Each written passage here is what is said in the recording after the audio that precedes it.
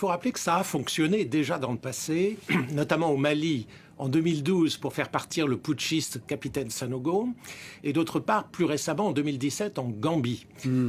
C'était le dictateur Yahya Jammeh qui ne reconnaissait pas le résultat des élections présidentielles qu'il avait battues.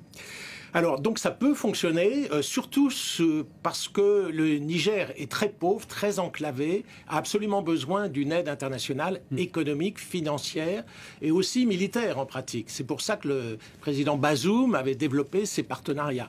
Maintenant, ces partenariats risquent d'être interrompus si le président Bazoum n'est pas rétabli. Et donc la situation devient instable pour les putschistes eux-mêmes. C'est-à-dire que les putschistes sont menacés peut-être plus par les mois qui viennent que par un risque d'intervention militaire de la CEDEAO, à laquelle je ne crois pas beaucoup, parce que ça serait très difficile techniquement, militairement. Ça risquerait d'être une opération sanglante également. Donc c'est plutôt les pressions économiques, financières qui vont jouer.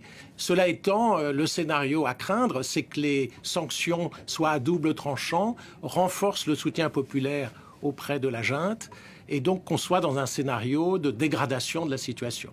Est-ce qu'on parle toujours d'intervention militaire? La CEDEAO, vous l'avez dit, une intervention militaire qui peut être difficile en tout cas à mettre en œuvre. Est-ce que, côté occidental, est-ce qu'une intervention militaire française, cette fois, pour l'instant le président Macron semble l'avoir écarté, mais est-ce que c'est toujours possible une intervention militaire française? Alors le président Macron avait laissé entendre que c'était peut-être possible sans le dire explicitement, mais Mme Colonna l'a exclu clairement. Oui. Donc, et à juste titre à mon avis, il ne faut surtout pas que la France fasse une opération militaire. Ce serait décrédibiliser le président Bazoum lui-même, ce serait rappeler tous les relents de France-Afrique, il y aurait des réactions très négatives partout.